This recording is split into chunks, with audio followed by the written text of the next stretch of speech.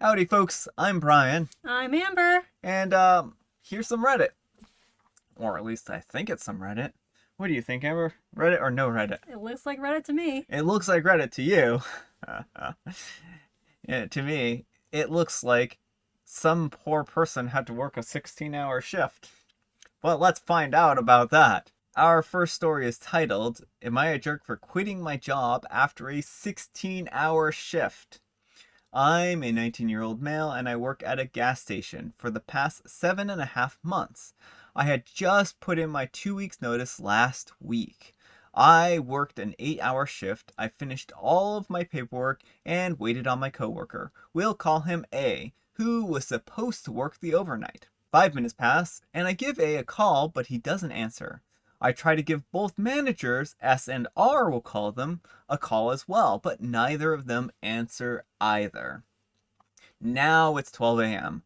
I could just walk out, let them deal with this, but as the only person who was on the shift, I decided I couldn't leave and I stayed all night long. This is when I honestly considered quitting on the spot.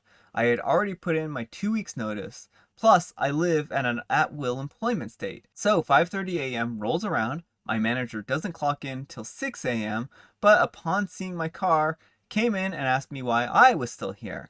I tell him A never showed up to work and so I stayed.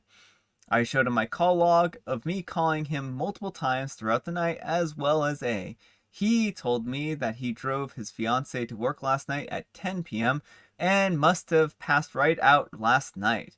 He said that I should have texted him because he was up at 4 a.m., in his words. And he didn't check his phone apparently either and see that he had X number of missed calls. If I had seen your message, I would have hopped in the shower and gotten here. While it was a nice sentiment, that meant that R was up at 4 a.m. I don't know anyone who doesn't check. Oh, yeah, OP gets that. She doesn't Yeah. check their phone in the morning or use their phone as an alarm anymore. There is no way he wouldn't have seen all of the missed calls last night. I brush it off. I do my paperwork for the night again and ask him if he's going to make me work my shift today because I was scheduled for another 8-hour shift. He called S, who answered immediately. Go figure. She said that her ringer was off last night. S tells me that I would possibly have to work my shift if they couldn't get a hold of A, and I was too exhausted to really plead my case, and I was on the verge of crying because I was hurting so bad at this point and starting to feel sick. R told me that he would message me about whether or not I would have to work. I said okay and went home. I told my parents about the issue and they said that it was a little suspicious. A smidge. Yeah. How I couldn't get a hold of anyone? Precisely. S never missed any of the calls, ever, but she answered Paul's call immediately when her ringer is off. It feels suspicious. A jab because I had put my 2 weeks in. My dad told me that I needed to quit immediately. My mom even asked if anyone apologized or thanked me, and they didn't. R sent me a message and said that I needed to come in at 5 p.m. and work a 6-hour shift. I just worked a 16-hour shift, and you want me to work 6 more hours? That's 22 hours in a short amount of time. He told me a 4-hour shift, not a 6. I told him I wasn't coming in and I've decided to quit on the spot. A part of me truly feels guilty about it because I've always worked through my 2 weeks notice and it just feels wrong. So, am I the jerk in this situation? No. Oh my goodness gracious.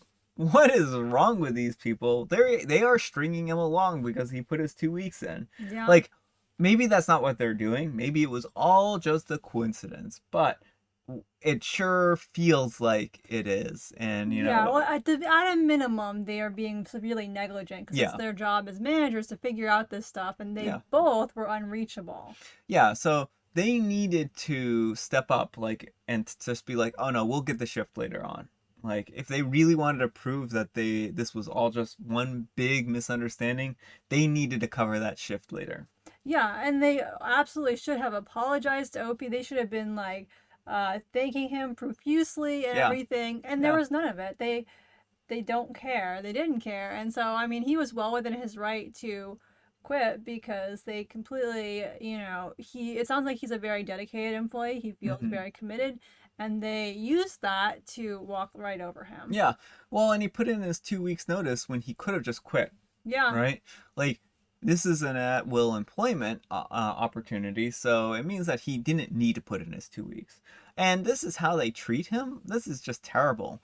These people deserve to have OP walk out on them. That's my Yeah. opinion here. Well, and exactly, and he could have walked out because that's probably what I would have done in his shoes. Is like when midnight rolled around, I would have left them, sent them texts and been like, "My shift's over. A's not here, but I'm not sticking. I'm done," and like just left. So he went well above and beyond, and they couldn't even say thank Yeah, you. yeah.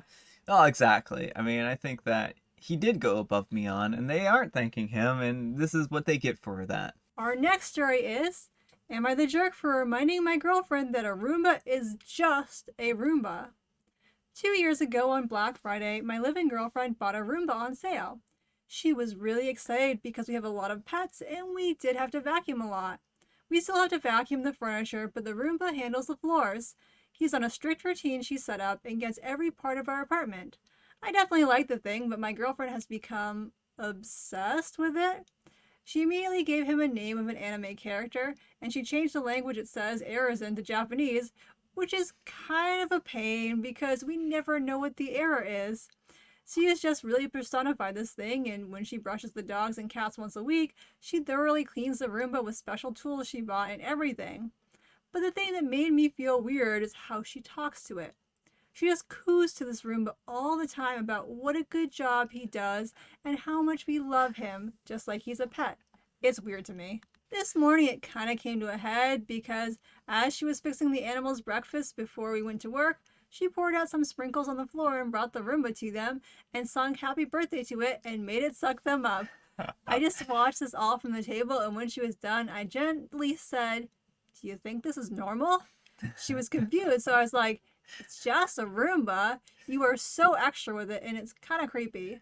I have made comments before, but she always said it's because I appreciate how hard he works and how much he helps us.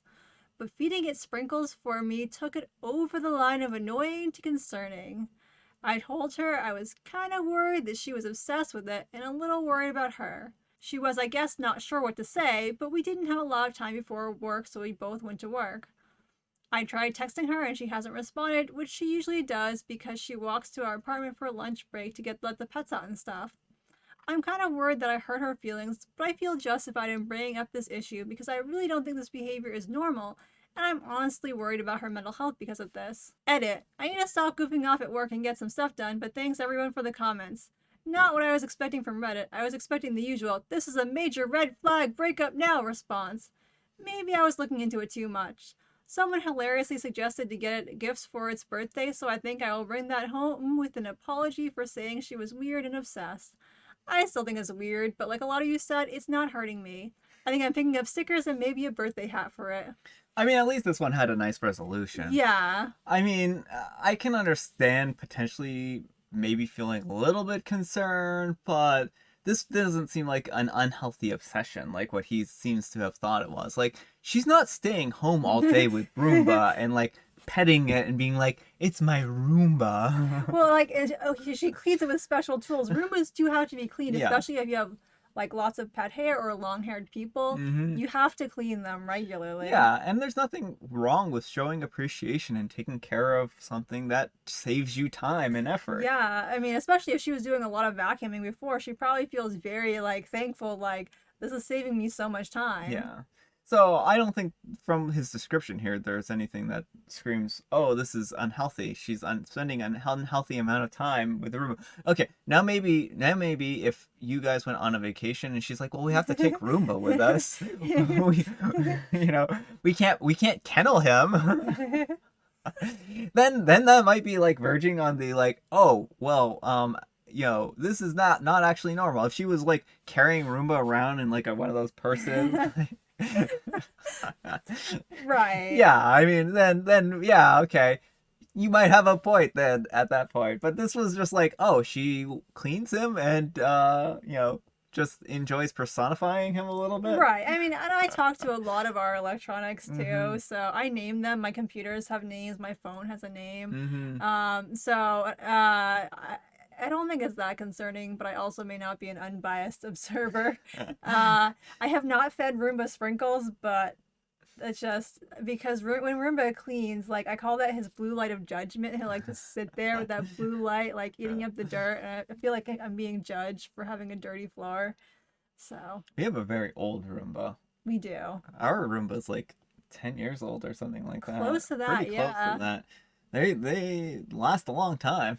All right, our next letter is titled, Am I a jerk for lying about disliking a necklace because I didn't like the sales assistant? It's my mother-in-law's birthday next week, and my husband and I went to look for a gift for her on Friday. We were supposed to meet once he finished work, but he was running late, so I started looking around by myself. I was looking at a necklace and asked the sales assistant if I could take a closer look at it, but she told me they weren't allowed to take that particular necklace out, which I thought was weird, but I never said anything. I ended up going to a different department, but my husband called me to tell me that he was in the jewelry department and wanted to show me something. When I went back, that same sales assistant didn't seem to have any issue helping him. She was also suddenly being super nice to me when she realized we were together. My husband was looking at the exact same necklace. She took it out for him. I had been looking at it earlier and asked me if I liked it. I told him I didn't think my mother-in-law would like it because it wasn't her style. This wasn't a lie. But he said that he hadn't been looking at it for her and wanted to know if I liked it for myself. I lied and said no because while I have no idea if she would make a commission on the necklace, I didn't want to give her the sale. The sales assistant offered to show us other items, but I said no, and we went to a different department. To a different apartment. My husband was disappointed that I never liked the necklace because he was so sure I would have, and I admitted the truth to him and explained what happened with the sales assistant. He got upset with me for lying to him and said I shouldn't have let her bother me or care if she got the sale or not. We ended up going back and bought the necklace from someone else, and the sales assistant was giving me a dirty look the entire time. Am I the jerk? I'm gonna say not the jerk. This one's a little complicated. I don't think that they are the jerk here. But I think there's a little nuance here. Like I think that certainly she did fib, but I don't think this was like a harmful fib. I think she was just wanting to get out of that situation, and she felt hurt and slighted by the sales assistant. Right, like the sales assistant clearly thought that like she was untrustworthy with the necklace, like Yeah. either she didn't look rich enough or like I don't know why the sales lady would do that, Yeah, but like yeah. maybe her husband comes in like a sharp suit or something and like, Yeah. oh, this guy is gonna buy the necklace, whereas this lady's just gonna look at it. Like you have to treat all your customers with respect, and she Yeah. wasn't doing that. Yeah. So I can't fault OP for not wanting her to get a commission. Yeah. I wouldn't have wanted her to either, and I probably would have done something similar to be honest, because I'm not good at confrontation. Yeah. I wouldn't have wanted to like in front of people like be like, oh well, this lady wouldn't let me look at the necklace, so I don't want to buy it from her. I would have just like, Yeah. I probably would have said something smart.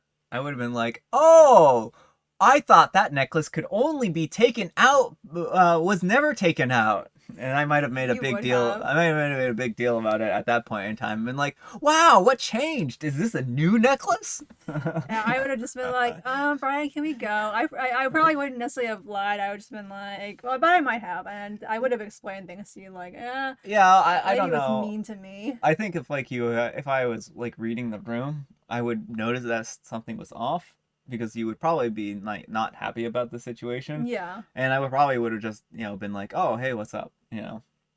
And then you would have been like, "This lady is mean to me," and I would have been like, "Oh, well, we're not buying a necklace from her, are we?" Yes. Because I just don't like people who are mean to people. Like Yeah. that's plain and simple. Our next story is, am I the jerk for discussing veganism and bringing a vegan dish to Thanksgiving dinner? Yes. No. Early in 2020, a 22-year-old female, decided to go vegan. It was an idea I was toying with for a while, and being home by myself and having the time to figure it out, I decided to try it. I've been a vegan for 15 months now, and I love it. For Thanksgiving this year, my parents invited some extended family, and I offered to bring dessert. I made pumpkin pie, and yes, it was vegan. I honestly wasn't expecting to be able to eat much besides the veggies, but my mom surprised me by making the entire dinner, minus the turkey, vegan friendly, i.e., margarine instead of butter in the mashed potatoes, veggie broth for the stuffing, etc. I was delighted she went to the effort. Dinner comes around and I'm happily eating a full plate, minus the turkey. One of my uncles noticed and asked why, and I told him I was vegan now. He rolled his eyes and told me it's not a real Thanksgiving dinner without turkey. My aunt, his wife, asked me why, and I explained my reasons. Mainly that I think the industrial meat, dairy, and egg industry are needlessly cruel, and I don't want to participate anymore. My uncle got offended at that and started accusing me of being holier than thou and started to spout out anti vegan arguments, which I mostly ignored. My cousin said, "Wait, how are you eating the mashed potatoes?" And my mom jumped in explaining the recipe. My aunt started talking about how unfair it was that my mom had to spend extra time and money in the kitchen for me, even though my mom insisted it was her choice. I brought my pie out for dessert, and my uncle said, "Let me guess, this is vegan too." And I replied, "Yes, it is." He didn't try it, and neither did most of my family, and they complained about not getting a real dessert. Then most of my family left early right after dessert. My uncle texted me this morning saying that my behavior was unfair and that I shouldn't be pushing my lifestyle on anyone. He accused me of ruining Thanksgiving dinner by preaching and serving fake food, accusing me for guilting my mom into going along with this phase. He said I made the whole dinner about me. His text has been weighing on me all day. This was our first time seeing extended family since everything went upside down, and maybe I should have kept my mouth shut or brought a normal pie that everyone could enjoy.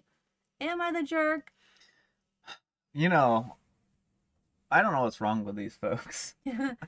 Like, you can certainly, like, she didn't bring up that she was a vegan. Right. And she was asked about it. Like, and her uncle's like, "Oh, why don't you want turkey? Why aren't you eating turkey?" And, it's really rude to question someone's food choices. Right. Like, first rule of Thanksgiving is don't question what's on people's plates. Yeah. Like, she didn't want turkey. It didn't matter the reason. Yeah. Right? And they asked about it, and she said, "Oh, well, I'm vegan now." And then everyone's like, feels hurt and tricked that they were eating vegan food. Right. Like, even though, oh, sorry. I was going to say, like, they seemed to be fine enjoying everything until they heard it was vegan. Yeah, and exactly. Suddenly it's like, I mean, it's like, if you didn't notice the difference, then it wasn't a big enough difference to notice. Exactly. Like, who cares at a certain point? There's lots of vegan foods out there that no one is, like, going to complain about. Like, if you eat an apple, it's vegan, you know?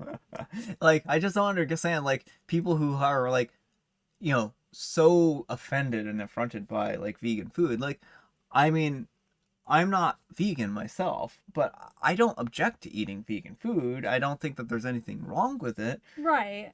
I mean, if it tastes bad, then I'm not going to eat it. Right, but if someone, like, just swaps out butter for margarine and the mashed potatoes and stuff like that, like, I'm gonna be fine with that. If I can't tell the difference taste-wise, it's not gonna... I'm a vegetarian anyway, so, you know, I'm probably a little more sympathetic. Well, not more, but I'm pretty sympathetic to OP's perspective. Yeah. But, because I've been like that person at dinner where people are like, "Why aren't you eating the turkey?" And it's like, "'Cause I don't eat meat." And then they're all like, "Well, you need meat. You need meat on your bones, blah, blah, blah." And it's like, just let me eat my veggies in peace. Yeah, well, and it tends to be, these individuals who accuse people of preaching tend to be the people who are actually preaching about it. Yeah. Ironically, they're like, "Well, you're forcing your beliefs down my throat," but they don't kind of lack this kind of self-awareness to notice that they're actually the ones who are doing this. Yeah, like he's interrogating her over eating the turkey. She's not the one sitting there being like, "Why are you eating turkey?" He's like, "Why aren't you eating turkey?" Yeah. Well, this is nonsense. I'm going to tell you all the reasons why being a vegan is wrong. All right, folks, that's all the time we have for today. I hope you enjoyed today's video. If you did, consider giving me a like. Thanks to Amber for joining me today. Thank you for having me. Aren't you going to ask me about my life or what I did or something like that? Okay. Oh, yeah. Well, what did you do today, Amber, or this week? I finished my editing my novel. Yeah, Amber finished her novel, editing her novel, or at least the first part of it, the first book of it. It's going to be maybe a 3-part series. And so she spent like the last year really focusing in hard and getting all this stuff like edited down and stuff like that. So I think that was really great. So congratulations on that. Thank you. I just wanted to share with everyone. Yeah, yeah. Well, I'm super proud of her. I think she did a great job. So congratulations, Amber. Well, thank you, and thank you for all your help. Brian has been my critique partner and kind of editor, and so he's given me a lot of insight to help make a stronger story. Well, you're welcome. You're welcome. Anyhow, that's all the time we have for today. I hope you enjoyed today's video. Did we already do the thumbs up thing? We did the thumbs up. We didn't do the rest of it. We got halfway through. Thanks so much for watching, and we'll see you all. Oh, wait. Happy Friday, Junior. Yes, happy Friday, Junior. We're all sorts of discombobulated here. So, thanks so much for watching, and we'll see you all tomorrow. Bye.